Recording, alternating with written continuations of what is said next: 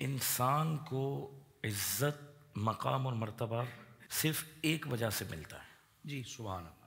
ये मैं आपको खुलासा दे रहा हूँ, वो है कुर्ब मुस्तफ़ा। जो भी इंसान इज्जत पा चुका, पा रहा है और पाएगा क़यामत तक, उसके पीछे बुनियादी जो एक वजह है ना, वो प्यारे मुस्तफ़ा करीम अलैहिस्सलाम का कुर्ब है। मतलब ये 1400 साल में इस पर इख्तिलाफ हुआ नहीं, आज पता नहीं क्या हुआ। बहुत अच्छा। हज़रत सैयदना सिद्दीक़ अकबर रज़ी अल्लाह तआला अन्हु का जो मामला है, सबसे बड़ी दलील ये है कि आपको जितना कुर्ब मुस्तफ़ा मिला और किसी के हिस्से में नहीं आया। और नबी पाक अलैहिस्सलाम को मानने की बात हो तो जवानों में सबसे पहले आपका नंबर आता। अल्लाह के महबूब के साथ रहने की बात हो, जैसा कि हजरत एक बात की तो सकीदा आयशा रज़ी अल्लाह तआला अन्हा से मरवी है कि हुजूर 2 मरतबा हमारे घर पर रोजाना आते थे। अल्लाह के हबीब 2 मरतबा रोजाना सकीदा सिद्दीक़ अकबर रज़ी अल्लाह तआला के घर तशरीफ ले जाते। फिर आप खलवत हो या जलवत, हर वक्त अल्लाह के महबूब अलैहिस्सलाम के साथ। और कुर्ब ऐसा होता कि कभी किसी मजबूरी की वजह से सैयदना सिद्दीक़ अकबर थोड़े लम्हात में ताख़ीर का शिकार होते तो अल्लाह के हबीब पूछते, अबू बकर नहीं है, अबू बकर कहाँ है?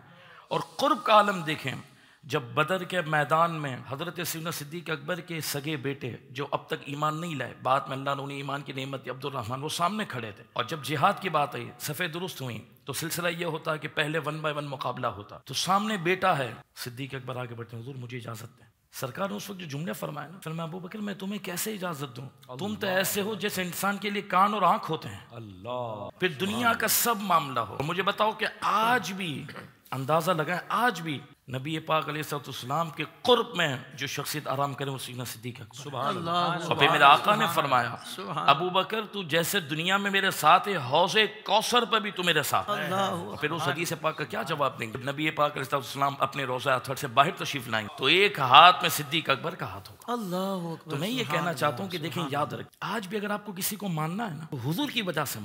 सिलसिला जब बिगड़ता है कि हम किसी के कहने पर हुजूर को मान, यार हमारे मौलाना ने मना किया था कि आप खड़े होकर सलाम ना पढ़ें, हमने फला जगह सुना कि आप अंगूठा ना चूमें, तो हमने कहा कि यार 2022 के मौलवी की बात आप सुनेंगे, हुजूर को फिर मानेंगे? वाह क्या हमें उस मौलाना को मानना है जो मुस्तफ़ा को मानकर हमें बयान करेगा। एक जुमला अर्ज करना है कि हमें जिसे मानना है सरकार की वजह से मानना है, और सरकार को अल्लाह का महबूब बनने की वजह से मानना है। देखें, याद रखें, कुर्ब की वजह से इज्जत है। जब तक बिके ना थे कोई पूछता ना था, तुमने खरीद कर मुझे अनमोल कर दिया। तो हजरत सिद्दीक़ अकबर आज भी गारे सौर ले लें, सफ़र ले लें, खलवत ले लें, जलवत ले लें, हुजूर के साथ मौजूद हैं। क़यामत के दिन भी जब महशर के मैदान में आएंगे तो हुजूर के साथ होंगे। कुर्ब यहाँ पर उलझाया जाता है कि रूहानियत में उनका नंबर था, सियासत में उनका नंबर था। मैंने कहा देखें, आप इसके अंदर मिक्स ना करें। सरकार ने अबू बकर को जो मुसल्ले पे खड़ा किया था, सियासत की वजह से किया था कि रूहानियत की वजह से किया था? बहुत अच्छे। और मुसल्ले पर बंदा खड़ा कैसे होता है? और फिर हज़रत फ़ारूक आज़म की बात अर्ज़ कर दूँ, और मेरी बात इस हवाले से मुकम्मल।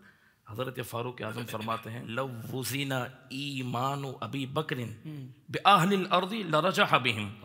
हज़रत उमर कहते हैं कि अबू बकर का ईमान कुर्ब मुस्तफ़ा की वजह से, ईमान इतना भारी है कि तन्हा पलड़े में अबू बकर के ईमान को रखो और रुए ज़मीन के तमाम मोमिनीन के ईमान को रखो तो भी अबू बकर का ईमान गालिब हो जाएगा। अल्लाह रब्बुल आलमीन ने ये सैयदना सिद्दीक़ अकबर को ईमान कामिल अता फरमाया।